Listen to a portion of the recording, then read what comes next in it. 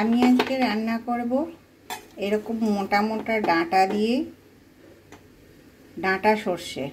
ডাঁটা কেটে নিয়েছি পরিষ্কার করে, আলুগুলো এইভাবে কেটে নিয়েছি এতটা মোটা মোটা করে। ডাঁটাটা যদি আরও মোটা পাওয়া যায় তাহলে আরোই ভালো হয়। এই ডাঁটাগুলোও ঠিকই আছে, মোটা আছে। তো ডাঁটা আলু সর্ষে আমি কিভাবে করব, এই যে আমি সর্ষে নিয়ে নিয়েছি, লঙ্কা নিয়েছি আর রসুন নিয়েছি। এগুলো সব একসঙ্গে বেটে নেব। তার সঙ্গে টমেটোও লাগবে, টমেটোটা কেটে দিতে হবে। আমি সর্ষেটা বেটে নিয়ে দেখাচ্ছি। আমি কড়াইয়ে তেল দিয়ে দিয়েছি, তেলটা একটুখানি গরম হোক। এখন আলুগুলো দিয়ে দেব।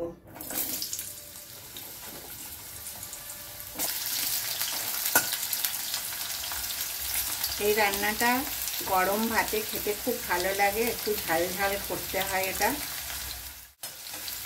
এবারে আমি পেঁয়াজটা দিয়ে দেব। পেঁয়াজটাও একটু বেশি লাগবে। পেঁয়াজটা হয়ে গেছে। পেঁয়াজটা কিন্তু আমি লাল লাল ভাজবো না। এবারে ডাঁটাগুলো দিয়ে আবার নাড়াচাড়া করব। এই সময় আমি নুনটা দিয়ে দেব, পরিমাণ মতন নুন দিয়ে দিলাম। হলুদটা দেব। এবারে টমেটোটা কেটে রেখেছি, টমেটো দিয়ে দেব।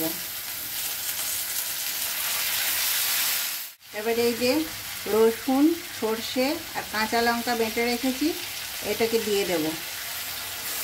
দিলাম আর একটু জল দিয়ে দেব। আমি অনেকটা কাঁচা লঙ্কা বাটা দিয়েছি, সেই জন্য আমি আর কাঁচা লঙ্কা ওপর থেকে দেব না। আপনারা যদি মনে করেন তাহলে আপনারা কাঁচা লঙ্কা ওপর থেকে ছিঁড়ে দিয়ে দেবেন। আর ওপর থেকে আর একটুখানি সর্ষের তেল দিলাম। এবার এটা ঢাকা দিয়ে দেব, এটা সেদ্ধ হোক। একটা খুলে আমি এটা নেড়ে দেব।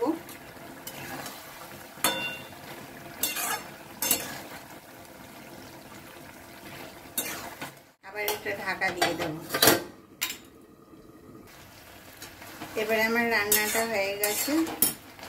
এখন আর একটুখানি নাড়াচাড়া করে আমি নামিয়ে দেবেন। ডাঁটা সর্ষে আমাকে কমেন্টে জানাবেন কেমন লাগলো।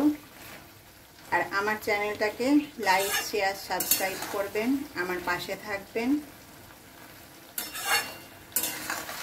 আপনারা যারা আপনাদের মূল্যবান সময় দিয়ে আমার ভিডিওগুলো দেখেন তাদেরকে অনেক অনেক ধন্যবাদ।